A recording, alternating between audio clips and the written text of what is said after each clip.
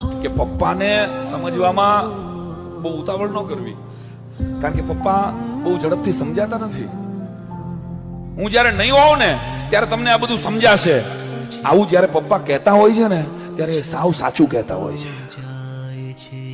હું જયારે નહીં હોઉં ત્યારે તમને આ બધું સમજાશે. આવું જયારે પપ્પા કહેતા હોય છે ત્યારે એ સાવ સાચું કહેતા હોય છે.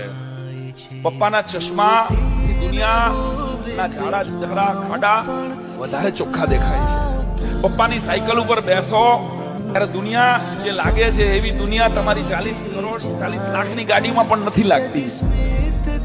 રૂમાલ આપ, પાણી આપ, ચશ્મા ક્યાં છે, મારો ફોન નથી મળતો, મને છાપવું દે.